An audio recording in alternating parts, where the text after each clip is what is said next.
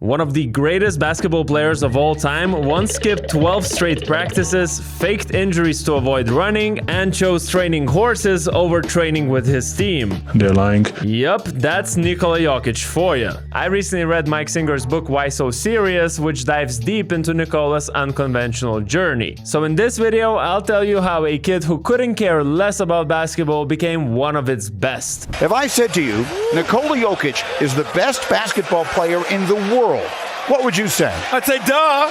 It's very, very obvious. I mean, what is there to dispute?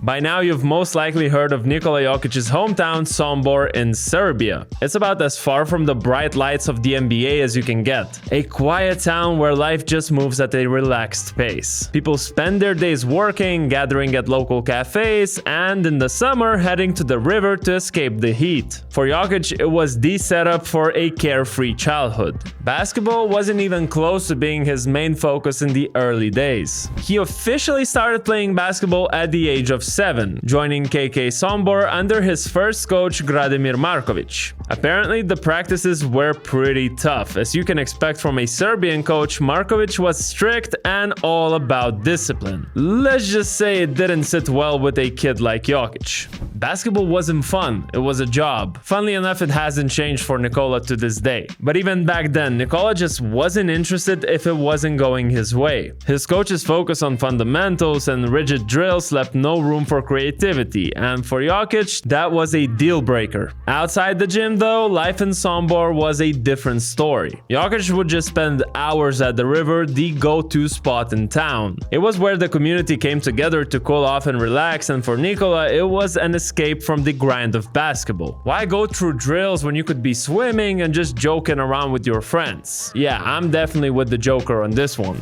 But here's the thing, his relationship with basketball was very complicated. Early on, he was undeniably talented, but emotionally quite fragile. I mean, now it's a well-known fact, but for young Nikola Jokic, basketball wasn't his first love. That spot was taken by horse racing. Not just horses as everyone likes to imply, but specifically the sport of chariot racing. And Jokic would spend time at the stables too, cleaning stalls, training horses, and dreaming about racing them when he grows up. It wasn't just a hobby for Jokic, it was sort of his happy place to escape from basketball. Once again, I don't think that has changed either. I think this story tells you all that you need to know. Jokic would go to the stables in 2 shifts, one early in the morning and one in the afternoon. Basically, he would go there before and after school, which led Nikola's dad being called into the school. I was once summoned by his teacher who asked me why Nikola quote-unquote smelled. That's something his dad remembered.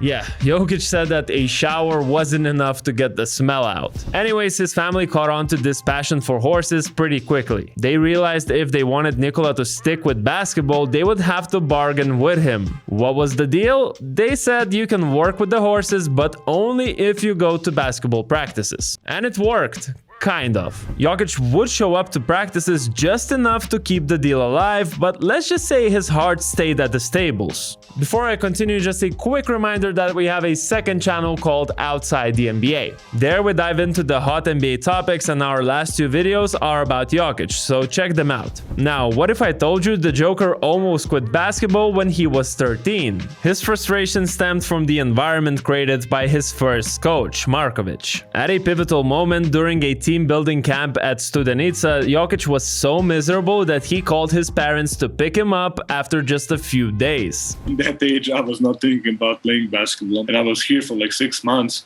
And then my dad needs to convince my trainer to put me back in basketball. So, I mean, it was a whole process of getting me back in basketball. It was only the intervention of Isidor Rudic who took over as Jokic's coach and prevented him from quitting basketball altogether. He recognized Jokic's fragile commitment and understood how to nurture his talent without pushing him too hard. Jokic later admitted this to coach Rudic. If you didn't come back and coach the team, I wouldn't be in basketball anymore. Honestly, when I said that he would show up to practices just enough to keep the deal alive, I meant it. This guy was on another level of being a rebel as a teenager. If you think skipping 1 or 2 practices is bad, think 12. Yup, Jokic once skipped 12 straight practices just because there weren't any games on the schedule. And this wasn't a one-time thing. His coaches literally were keeping track on how many practices Nikola decided decided to skip. And Jokic didn't stop there. If there was one thing that he hated more than practices,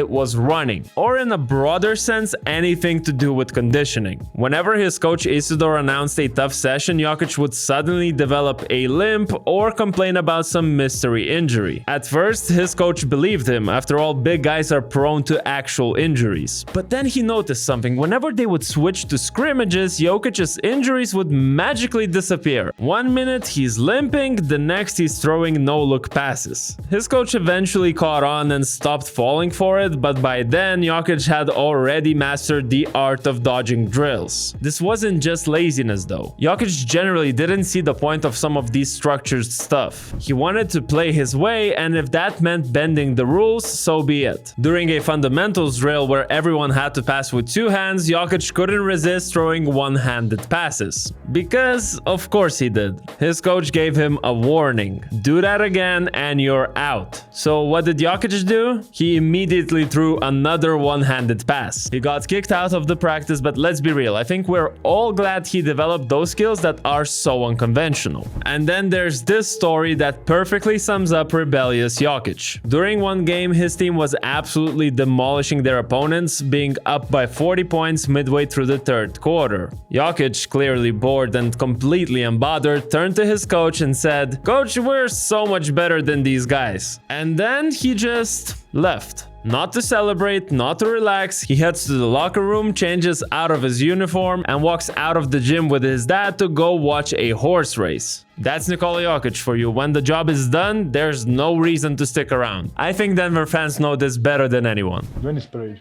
Thursday. No. I need to go home.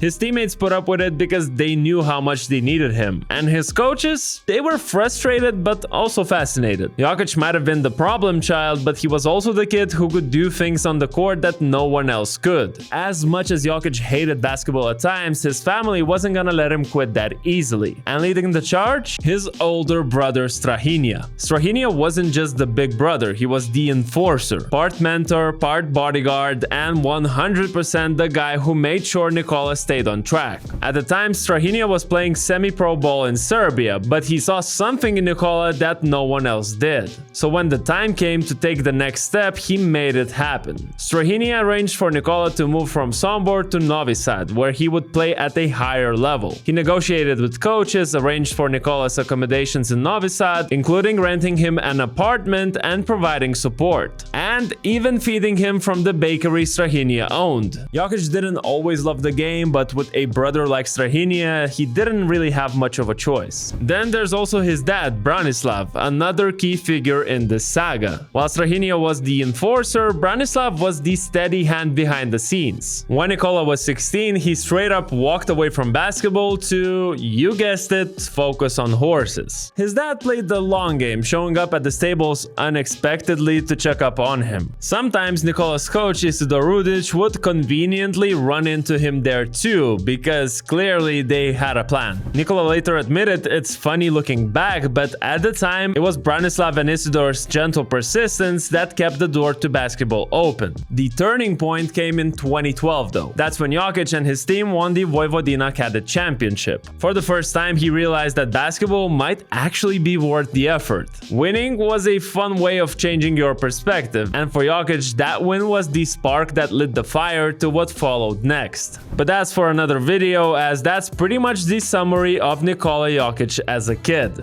And maybe that's the lesson here. Jokic didn't become great by doing what everyone else did. He skipped practices, clashed with coaches, and prioritized what he loved. But that's exactly what makes him him. He never tried to fit into someone else's mold, and in the end, that's what made him so great. There are many more stories in Mike Singer's book, so I definitely recommend you guys to check it out. But before you do let me know in the comments below, which of these stories is the most unbelievable. Also, don't forget to check out our second channel right here, subscribe for more, and I'll see you in the next video.